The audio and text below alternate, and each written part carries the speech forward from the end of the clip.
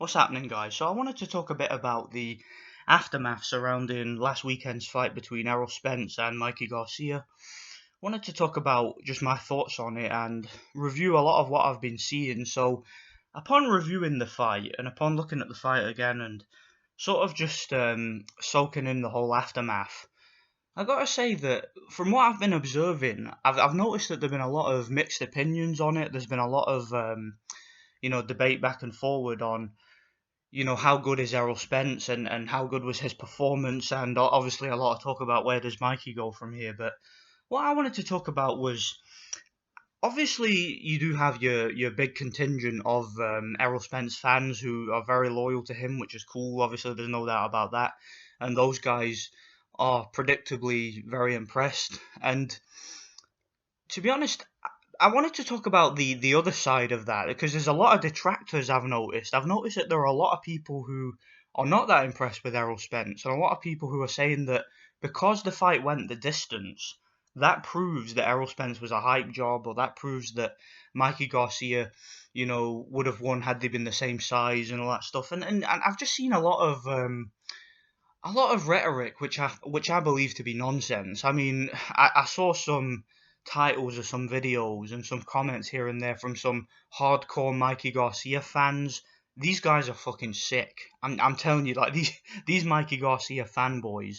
I don't want to name no names, but these guys are delusional. They are in pure denial. Your boy got his ass whooped. Okay, let's just keep it as it is. Your boy got a schooling.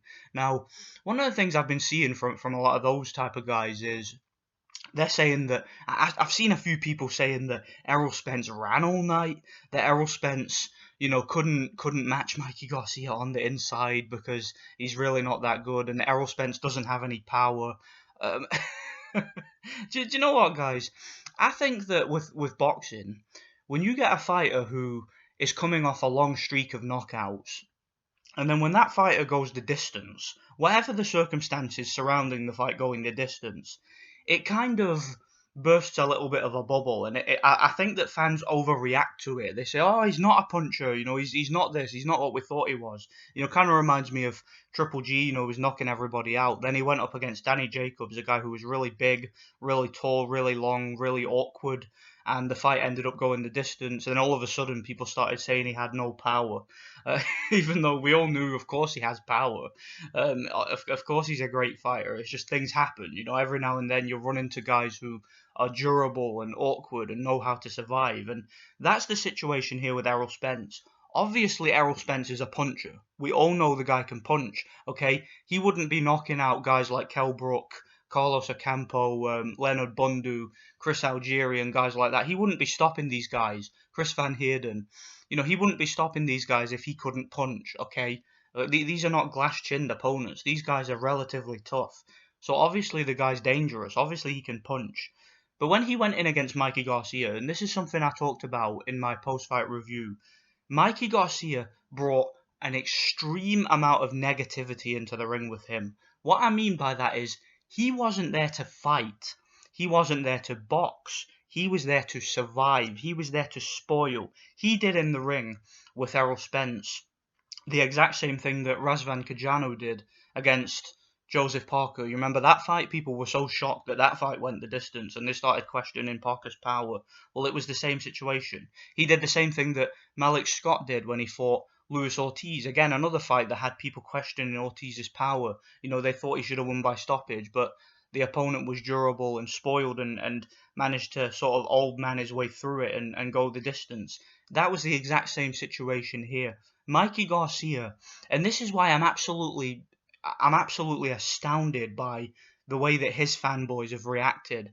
Mikey Garcia went in that ring with Errol Spence to spoil. He was there to survive. All right, he wasn't daring to be great, as people are saying. He wasn't there to try and become a five-weight champion and prove his doubters wrong and prove he's a pound-for-pound king. No, he was there because he knew he could make a lot of money from it. They could build the fight the way they did, and he could survive. So then it was a moral victory for him. Like I said in my review, after every single round, Mikey was putting his hand up and cheering, and he was celebrating afterwards. After losing every single round of the fight, he was celebrating afterwards as if he'd won because that was a victory for him. It was a moral victory. He went 12 rounds. He went the distance. That was his victory. Going the distance in his own head and in the mind of his fanboys was a victory. Okay, so Mikey Garcia. People saying that a lot of people I had on my videos a few months ago after Lomachenko, the Lomachenko fight never happened. Mikey Garcia had a perfect opportunity to fight Lomachenko and become undisputed, but instead he decided to vacate his titles and move out of the division, all right, and move two weight divisions away. And then from the welterweight division, he can talk shit about Lomachenko and Bob Arum and blame everybody but himself and make all these excuses for why the fight didn't happen. The fight didn't happen because of you, Mikey Garcia. When Lomachenko fought Linares, that fight happened because both Linares and Lomachenko were warriors and wanted to face each other. Okay, they wanted to fight each other to prove who was the best in the division. Okay, Linares was with Golden Boy Promotions, right? And Lomachenko was with Top Rank. So those are two promoters that are rivals. They've had a lot of dialogue in the past. They've had friction in the past. There's been tension between them. They haven't wanted to work together in the past.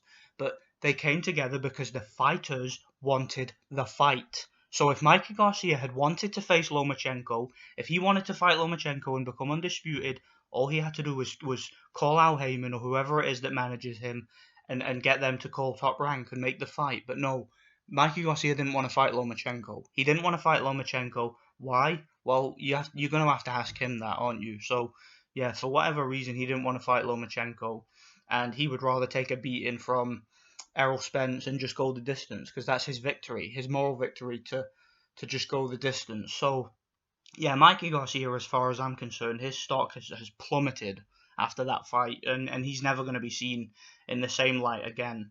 But I'm not going to criticize Errol Spence. I think Errol Spence was brilliant. I think his performance against Mikey was probably the best performance of his career because he was technical. He was using his reach.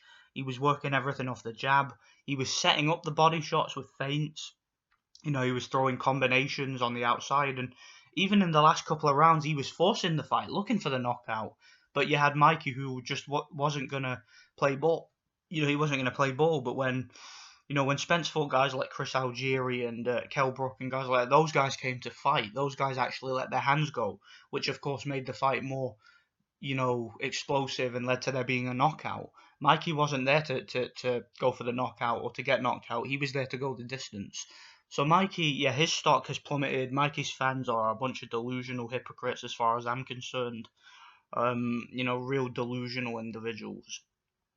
Yeah, Mikey Garcia, if he wants to fight Lomachenko now, he's going to have to get in line. He really is going to have to get in line because Lomachenko has, he's got the mandatory coming up against Crawler, and then he's presumably looking for a unification with guys like Richard Comey. So if Mikey wants that fight now, if he decides to go back to lightweight with his tail between his legs looking for a Lomachenko fight, he's going to have to get in line, is all I'm saying. So, yeah, let me know what you guys think about this. But I've got to say, I was very impressed with Errol Spence, and I was unimpressed with Garcia, put it that way. But I don't think we should really criticize Spence for the fight going the distance. I think that's all on Mikey and the way that he performed and his cowardly performance. So, yeah, that's all I've really got to say about it. Big up Errol Spence. He's a lot better than we thought he was.